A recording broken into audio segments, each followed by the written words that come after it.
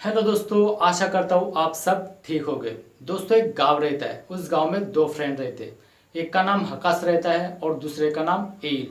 दोस्तों, वो रोज बस से कॉलेज के लिए जाते थे और वो दोनों की दोस्ती बहुत ही मजबूत थी।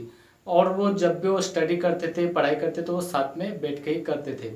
और जब भी कोई बुक खरीदनी हो खरीदते थे तो वो एक दूसरे के साथ शेयर करते थे।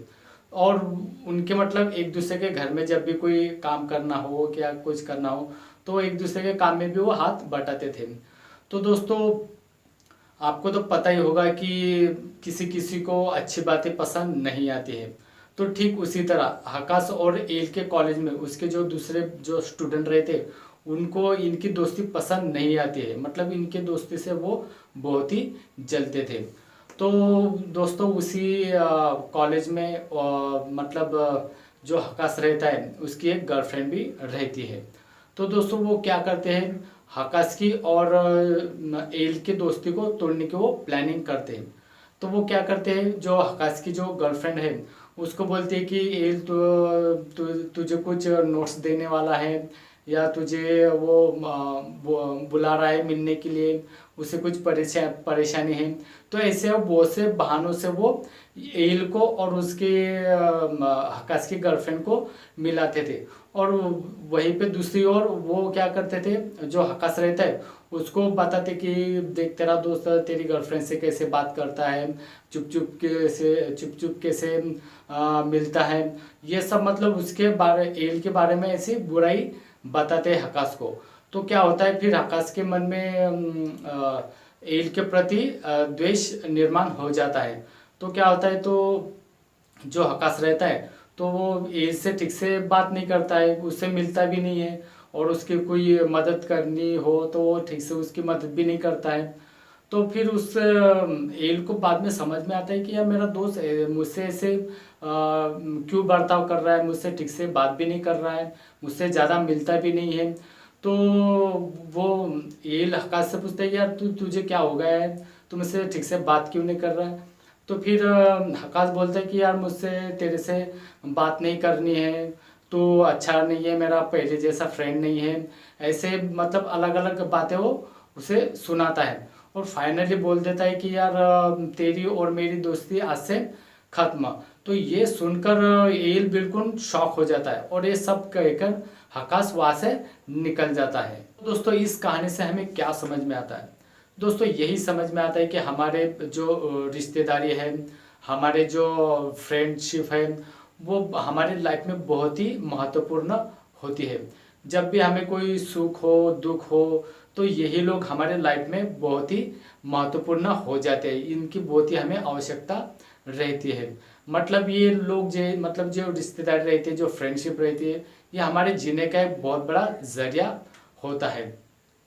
तो दोस्तों, ठीक इस कहानी की तरह ही हमारे लाइफ में रियल में कोई ना कोई हमारा दुश्मन रहता ही है, जो उसे ये पसंद नहीं आता कि हमारी जो रिलेशनशिप है वो बहुत अच्छी है, हमारे जो दोस्त है उनके साथ हमारी अच्छी बनती है। तो ये किसी किसी को पसंद नहीं आता है। वो हमसे उसे उनसे तोड़ना चाहता है, कि वो सोचता है कि इनकी और इसकी कब दुश्मनी होगी और इनसे मेरा फ़ायदा कब होगा। तो ऐसे बहुत से लोग हमारे लाइफ में आने की कोशिश करते हैं। तो दोस्तों, क्या होता है, फिर ऐसे लोग हमारे पास आते हैं और फिर वो हमारे रिश्तेदारों के बारे में या हमारे दोस्तों के बारे में हमें कोई बुरी बातें बताने लगते। फिर ऐसे में क्या करते हैं, हम उस बातों में मतलब फंस जाते हैं, यानी उस आदमी के बातों पर हम विश्वास कर लेते हैं।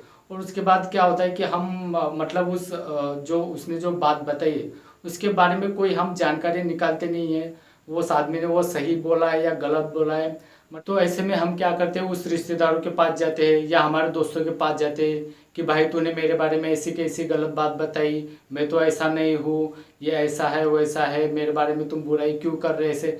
और उनको भी और भी हम कुछ बहुत सी बातें बोल देते, सुना देते। मतलब हमें वो उस बारे में कोई ज़्यादा जानकारी नहीं रहती है, वो दूसरे आदमी ने हमें बताई है, वही बात पकड़ के हम रिश्तेदारों से या मतलब ऐसा हम अच्छा हुआ जो रिश्ता रहता है उसे हम खराब कर देते हैं। क्यों खराब कर देते हैं? क्योंकि दूसरे आदमी ने हमें कुछ बातें बताई है, तो उस बातों पे हम विश्वास करके ऐसे कदम उठा लेते हैं, उसकी वजह से हमारी रिश्तेदारी जो रहती है वो पूरी तरह से खराब हो जाती है।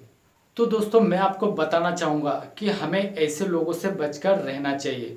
ये लोग हमारा कभी भी भला नहीं चाहते। वो हरदम यही चाहते हैं कि इनका रिश्ता कब टूटे, इनमें दुश्मनी कब बने, तो वो यही चाहता है। तो दोस्तों ऐसे लोगों की बातों पर आप विश्वास मत कीजिए। आप पहले उन बातों को मतलब जानिए, समझिए ये वो बात सही बोल रहा है या गलत बोल रहा है, उस बात की तह तक आप जाइए। उसके बाद आप डिसाइड कीजिए कि आपको क्या करना है, ना कि ऐसे लोगों की बातें सुनकर आप बस उनकी बातें लेकर चलो और रिश्तेदार को कुछ भी सुना दो। ऐसा नहीं करना चाहिए, क्योंकि दोस्तों गलत फहमी रहती है उसकी वजह से हमारे रिश्ते पूरी तरह से टूट जाते हैं और हमारे लाइफ में हमें बहुत बड़े समस्याओं का सामना करना भी पड़ता है। तो दोस्तों आशा करता हूँ कि आपको ये बातें समझ में आई होगी। तो दोस्तों मैं आपको थोड़ी ये बात बताना चाहूँगा कि मेरी हिंदी थोड़ी ज़रा कमज़ोर है, तो इसलिए मुझे ठीक से बोलते नहीं जमता है। तो दोस्तों आशा करता हूँ कि आप अच्छी तरह से समझ लेंगे।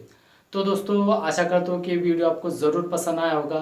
तो दोस्तों अगले वीडियो में मिलेंगे, तब तक के लिए जय हिंद, जय भारत।